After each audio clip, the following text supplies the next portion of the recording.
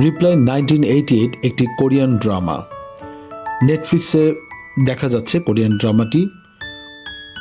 1988 সালের কোরিয়ার অর্থনৈতিক সামাজিক অবস্থাকে তুলে ধরেছে এই টিভি সিরিজটি, যেখানে আসলে আমরা 80 দশকের শেষের দিকের এবং 90 দশকের কোরিয়াকে দেখতে পারবো, যেখানে আস্তে আস্তে কোরিয়া তাদের বিভিন্ন বিপর্যয়কে কাটিয়ে আবার অর্থনৈতিকভাবে শক্তিশালী হয়ে উঠছে। এবং এখানে যে চরিত্রগুলো বা পরিবারগুলোকে দেখানো হয়েছে তারা সবাই আসলে মধ্যবিত্ত পরিবার, এবং তাদের মধ্যকার প্রেম, ভালোবাসা, হাসি ঠাট্টা, প্রতিবেশী, পরিবারের প্রতি শ্রদ্ধাবোধ, দায়িত্ববোধ, এই জায়গাগুলোকে নিয়েই এইটা করা। এবং এটা বাংলাদেশেরও যারা আসলে 80-90 দশকে এই পৃথিবীতে একটা যুবক বয়সে ছিল বা ওই সময়টা দেখেছে, তারা আসলে আরও ভালো কানেক্ট করতে পারবে।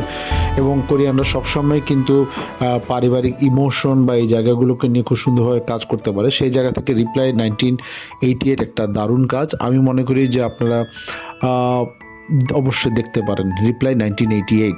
প্রথম পর্বটা হয়তো একটু হালকা লাগবে, এই জন্য যে আসলে চরিত্রগুলো বুঝতে একটু সময় লাগবে।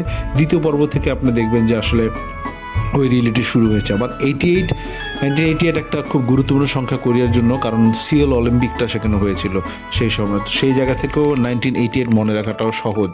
এবং এশিয়ার একটা দেশ বা দক্ষিণ কোরিয়া অলিম্পিক আয়োজন, এটা আসলে সব মিলিয়ে সারা পৃথিবীতে একটা বড় ব্যাপার। তো সেটাকে কেন্দ্র করে কোরিয়া আবার একটা কে ড্রামা তৈরি করলো সারা পৃথিবীর জন্য, যেমন সিওল অলিম্পিক ছিল সারা পৃথিবীর জন্য। দেখতে পারেন রিপ্লাই 1988।